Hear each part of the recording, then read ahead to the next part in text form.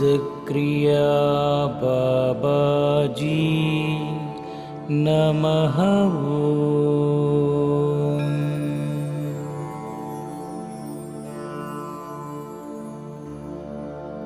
ओम सिद्धक्रिया बाबाजी नमः।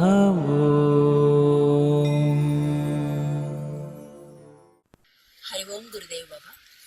మనిషిగా పుట్టిన తర్వాత మానవ జన్మ దొరకడమే దుర్లభం అంటారు. మనిషిగా పుట్టిన తర్వాత ఈ సామాజిక జీవనంలో ఉంటూ ఒకవేళ సంసారం కూడా తయారైతే సాంసారిక జీవనంలో కూడా ఉంటూ ఏకాంతాన్ని అంటే ఎప్పుడు బయట ఏకాంతం దొరకదు, ఆంతరిక ఏకాంతాన్ని సంపాదించుకొని తన లోపలికి తాను వెళుతూ ఆధ్యాత్మిక జీవనాన్ని గడపడానికి మార్గాలను తెలియజేయండి. చాలా చక్కటి ప్రశ్న అమ్మ. హరి ఓం గురుదేవ్. గురువులు మనకిచ్చిన అవగాహనతో కాసేపు సత్సంగంగా పరిశీలించుకుందాం ఈ ప్రశ్న మీద. ఏ మనిషి అయినా సరే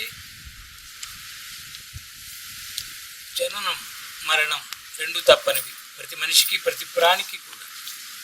కానీ మానవ జన్మ పొందిన వ్యక్తి మనం అందరం కూడా కర్మజీవులు. కర్మ కారణంగా మానవ జన్మ పొందాం. తెలిసి మనం తెచ్చుకున్న జన్మ కాదు, ఎరుకతో వచ్చిన తర్వాత దీన్ని ఆధారం చేసుకుని మనం పరిశీలించుకోవాలి. కానీ ఈ పరిశీలన అప్పుడు నువ్వు అడిగినట్టు చాలా తక్కువ మందికి ఉంటుంది. అసలు ఏకాంతం ఎందుకు, మనం ఏకాంతం కావాలని కోరుకోవటం అనేది చాలా తక్కువ మందికి వస్తుంది. అసలు ఏకాంతం దేనికి అంటే ఏకాంత స్థితిలోనే మనం ఏమిటో మనకు అర్థమవుతాం. మన లోపల స్థితులు బయట స్థితులు అన్నీ ఏకాంతంలోనే అర్థమవుతాయి. అందుకని మన వాళ్ళు పెద్దవాడు పెట్టింది గుడికి వెళ్ళు, కష్టం వచ్చినప్పుడు గుడికి వెళ్ళు, ఆశ్రమాలకు వెళ్ళు అని ఎందుకంటారంటే అక్కడ మాత్రమే ఒక అనుకూలమైన వాతావరణం, ఏకాంతంగా ఉండటానికి అనుకూలమైన వాతావరణం. అక్కడ నిశ్శబ్దం ఉంటుంది, లౌకిక మాటలు ఉండవు, లౌకిక వ్యవహారాలు ఉండవు. కాబట్టి అలాంటి ప్రాంతాలకు వెళ్తూ ఉండండి అంటారు. అందుకని నువ్వు అన్నట్టు సామాజిక జీవితం అయినా సాంసారికమైనా ఆధ్యాత్మిక జీవితం కావాలి నాకు, ఆధ్యాత్మికంగా నేను వెళితేనే ఈ జన్మకి ఉద్ధరణ ఉంటుంది అని ఎవరైతే గ్రహిస్తారో ఆశపడతారో వాళ్ళకి ఖచ్చితంగా ఏకాంతమే కరెక్ట్, ఏకాంతం కావాలని కోరిక. లేకపోతే చాలామంది సామాన్యంగా ఆలోచిస్తే అందరూ కూడా ప్రతి వ్యక్తి ఆనందం కోసం సంతోషం కోసం అంటూ జనాలున్న చోటుకే వెళ్తారు. సినిమాకి వెళ్తారు, అక్కడ జనం ఉంటారు. వీళ్ళకి జనంలో ఉంటేనే వీళ్ళకి ఆనందం, జన సమూహంలో కలిసి ఉంటేనే. ఏది లౌకిక ఆకర్షణ జీవితం, లౌకిక జీవితం. జనం పెళ్ళిళ్ళకి రమ్మంటే ఎంత ఆనందంగా వెళ్తారు, ఎందుకంటే అన్ని చీరలు చూపించుకోవచ్చు, నగలు చూపించుకోవచ్చు, అక్కడ వాళ్ళతో ముచ్చట్లు. ఇది దీనికి అలవాటు పడిపోయారు మనిషి. అందుకని చాలామందికి ఒంటరితనం అంటే భయపడిపోతారు. కొంతమంది ఇంట్లో నువ్వు ఒక్కడివే ఉండు మేము బయటికి వెళ్ళి వస్తామంటే అమ్మో అంటారు. వాళ్ళ ఇంట్లో వాళ్ళు ఉండడానికే భయం కొంతమందికి. ఏదో నువ్వు అన్నట్టు ఏదో ఒకటి వాళ్ళకి అక్కడ ఒక గోల కావాలి, ఒకటి ఏదో తోడు కావాలి. భయాన్ని అధిగమించడం కోసం, భయాన్ని, ఆ ఒంటరితనం చాలా భయం. ఒక వ్యక్తిని నువ్వు 24 గంటలు ఒంటరితనంగా ఉంచితే, బంధించి ఏదైనా ఒక చోట ఒక్కడే ఉంటే ఆత్మహత్య కూడా చేసుకుంటారు, విడిపోతారు. అది ఇన్ఫాక్ట్ లోపల నుంచి రకరకాలు వస్తాయి. అందుకని చాలామంది ఒంటరిగా ఇలాగా ఏకాంత ప్రదేశానికి వెళ్ళండి, ఆ యాత్రకు వెళ్ళండి అంటే ఒంటరిగా ఎవరు వెళ్ళరు. ఖచ్చితంగా తోడు దొంగలు కావాలి. వీడో దొంగ, వాళ్ళు కొంతమంది దొంగలు వేసుకెళ్తే అక్కడ ముచ్చట్లు ఉంటాయి చెప్పుకోవడానికి. కానీ నువ్వు అన్నట్టు ఆధ్యాత్మికంగా ఒక సత్యం తెలుసుకోవాలి. ఆధ్యాత్మిక సత్యం కేవలం ఏకాంతంలో మాత్రమే దొరుకుతుంది అని కనుక అవగాహన వస్తే ముందు ఖచ్చితంగా ఏకాంతం కోరుకుంటాడు. ఏకాంతంలోకి వెళ్ళాలంటే ముందు నిర్భయ స్థితి కావాలి, భయం పోవాలి, తన మీద తనకి నమ్మకం కావాలి, తనకు తానే తోడనే ఒక గురి ఏర్పడాలి. నా కోసం నేనున్నాను కదా, నాలో భగవంతుడు ఉన్నాడు కదా, నా కూడా నా గురువు ఉంటాడు కదా. ఇలాంటి విశ్వాసాలు ఏకాంత స్థితిలో ఉండనిస్తాయి. ఇప్పుడు చూడండి, అసలు ఇప్పుడు వచ్చాం మనం, ఇదంతా ఏదో పై కట్టారు, దారి ఉంది, ఇది ఉంది. నారాయణ స్వామి ఆయన వచ్చినప్పుడు, ఆయన యువకుడిగా వచ్చినప్పుడు ఇక్కడ ఏమీ లేవు. ఆయన చూసుకున్నారు, ఈ స్థలం ఏదో చూసుకున్నారు, ఇక్కడ చెట్టు ఉందో ఎక్కడ కూర్చున్నారు. తర్వాత భక్తుల సహకారంతో ఒక కుటీరం ఏర్పడింది. ఇలాగా ఎక్కడ ఎవరైతే మహాత్ములు వాళ్ళ అంతర్ముఖ స్థితిని గుర్తిస్తారో అదొక కుటీరం, అదొక ఆశ్రమం, అదొక దివ్యక్షేత్రం అయిపోతుంది. అలాగా కాబట్టి ఆధ్యాత్మికంగా మనం సత్య దర్శనం చేయాలన్నా, ఆత్మదర్శనం చేయాలన్నా ఏకాంత స్థితి కావాలి.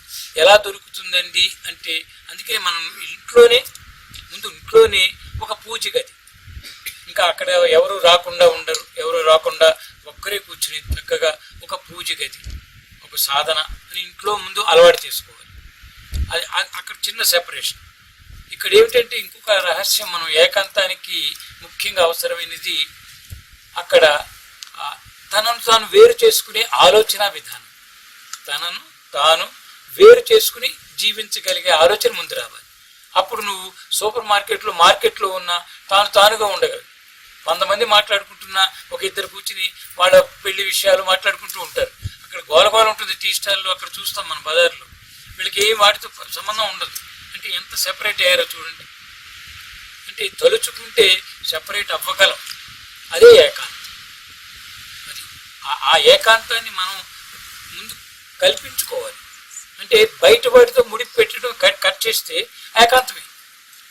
బయట ఎవరో ఏదో మాట్లాడుకుంటున్నారు, అక్కడ ఎవరో కూర్చున్నారు, తన మీద తాను దృష్టి పెట్టడమే ఏకాంతం. అది మనం ఎక్కడైనా పొందగలం. ఆఫీసులో పనిచేస్తూ అందరూ వాళ్ళ పనిలో ఉన్నారు, ఏదో వీడికి ఒక్కొక్కసారి అలా కళ్ళు మూసుకుంటూ 2 నిమిషాలు అలా హాయిగా లోపల జపం చేసుకోవచ్చు. 1 నిమిషం జపం చేసుకోవచ్చు. ఎవరు తెలుస్తుంది? ఈ ఏకాంత స్థితి, అంతర్ముఖ సాధన, ఆత్మదర్శనం ఇవన్నీ ఎలాంటివంటే లోపల తనకు తాను జరుపుకునే క్రియలు. పక్క వాళ్ళకి తెలియదు, ఏంటో కళ్ళు మూసుకుని నిద్రపోతున్నట్టున్నాడు అనుకుంటారు. ఏదైనా అనుకోని మనకెందుకు, మన స్థితి మనకు ముఖ్యం. అలాగా ఈ ఏకాంత స్థితిని మనమే కల్పించుకోవాలి. ఫస్ట్ మైండ్ లెవెల్లో రావాలి, మనసు లెవెల్లో, ఆలోచన లెవెల్లో మనం ఈ సెపరేషన్ క్రియేట్ చేసుకోవాలి. ఇంత పైకి రావాలి, నీకు 100 కిలోమీటర్లు ఎక్కాలా, ఇంత అక్కడ మనం నిన్న వెళ్ళాం కైలాసం, ఆది కైలాసానికి వెళ్ళాలా అంటే వెళ్ళాలంతే. అక్కడికి వెళ్ళి ఏం చేస్తారంటే, ఏం చేస్తాం? చూస్తే ఏమొస్తుంది? చూస్తే తెలుస్తుంది, చూస్తూ ఉంటే తెలుస్తుంది. ఆ చూడటంలో కూడా ఆ దృష్టి భావం ఇవన్నీ కూడా అక్కడ ఆ క్రియలో ఉండటం. దృష్టి క్రియ, వినికిడి క్రియ, ఇవన్నీ కూడా క్రియలు జరుగుతున్నాయి మనలో ఇంద్రియాల పరంగా. ఒక్కొక్క క్రియని మనం ఆ క్రియలో ఇమిడిపోతే, వినటంలో ఇమిడిపోతే ఒక జ్ఞానం, చూడటంలో ఆ దృశ్యాన్ని చూస్తూ మమైక్యమైపోతే ఒక స్థితి. కాబట్టి ఇంద్రియాలు కూడా భగవంతుడు అందుకనే ఇచ్చాడు. మనం ఊరికే కాకుండా ఏదైనా చూస్తుంటే డీప్గా చూడు, డీటెయిల్డ్గా చూడు. అప్పుడు నువ్వు దాంతో ఒకటైపోతావు. వింటున్నావు, కళ్ళు మూసుకుని విను. ఒక మంచి సంగీతం వింటున్నావు, ఒక నామం వింటున్నావు, దానితో ఒకటైపోవు.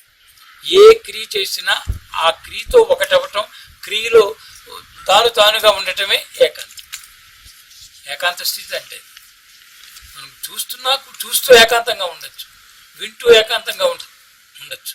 ఏదైనా అప్పుడు రొట్టెలు చేస్తూ ఉంటారు, ఏదో క్రియలో ఆ రొట్టెలు చేస్తూ ఆ పిండిని పిసుకుతున్నాను, అది చేశాను, పలచగా అయింది, ఇన్వాల్వ్ ఇన్ దట్ క్రియ. ఆ రొట్టెలు చేయటం అనే క్రియలకు నిమగ్నం అయిపోయి పూర్తిగా అయిపోతే ఆ చక్కగా అవుతుంది, గుండ్రంగా వచ్చింది, ఇంకా నీకు పక్కన ఆలోచనలు పోతాయి, బంధాలు గుర్తురావు. రొట్టె నువ్వు రొట్టె, ఆ కర్ర రొట్టె వచ్చింది, పక్కన పెట్టు, కాలుస్తున్నావు, నల్లగా కాలిందా, ఎర్రగా కాలిందా. అంటే ఏ క్రియలో ఉంటే ఆ క్రియలో నువ్వు టోటల్గా ఇన్వాల్వ్ అయిపోతే, మెర్జ్ అయిపోతే, దట్ ఈస్ వాట్ ఎలోన్నెస్, ఏకాంతం అని చెప్తారు. ఆ రకంగా మనం జీవిస్తున్న జీవితంలోనే ఏకాంతాన్ని తీయాలి, క్రియేట్ చేసుకోవాలి. ఏ పని చేస్తున్నా ఆ పనిలోనే మనం సెపరేట్ అయ్యి డీప్ అయ్యావంటే సెపరేషన్. ఒక దాంట్లో లోతుగా వెళ్ళావు అంటే సెపరేట్ అయిపోయావు. అసలు నేను స్త్రీని అనేది గుర్తుండదు, నేను తల్లిని అనేది గుర్తుండదు. ఏ పని చేస్తున్నావు ఆ పనిలో ఉంటుంది. అలాగా చేసే క్రియాస్థితిలోకి ఇమిడిపోతే ఒక స్థానపరంగానూ ఏకాంతం. ముఖ్యంగా స్థానానికి వెళ్ళినా కూడా ఇక్కడ ఉండి ఇంటి గురించి ఆలోచిస్తే ఏకాంతం లేదు. ఆ డబ్బులు అప్పిచ్చాను, వాడు ఇస్తాడో లేదో అని ఇక్కడ గురించి ఏడుస్తూ కూర్చుంటే, ఇక్కడికి వచ్చామంటే ఇక్కడ ఇంతే, దేవదారు వృక్షాలు, ఇది ఎంత బాగుందో, వైట్గా ఉంది అని ఇలాగ దీన్ని పూర్తిగా ధారణ చేయాలి. ఎక్కడుంటే అక్కడ దాన్ని ధారణ చేస్తే అదే ఏకాంత స్థితి. ఆ రకంగా ఏ క్రియలో ఉన్నా, ఏ ప్రారంభం ఉన్నా కూడా ఆధ్యాత్మిక స్థితిని మనం పెంచుకోగలము, అవకాశం ఉంది. అందుకని నాకు కుదరదు అంటారు. నువ్వు చేయాలనుకో కుదురుతుంది. అది అలాగ మనం ఆలోచన స్థితి నుంచి ఏకాంతాన్ని మనం చక్కగా పెంచుకోవాలి. ఆ స్థితిలో మనం ఉండి ఎరుకులో ఉండాలి నాన్న. హరి ఓం గురుదేవ్, హరి ఓం సాయి.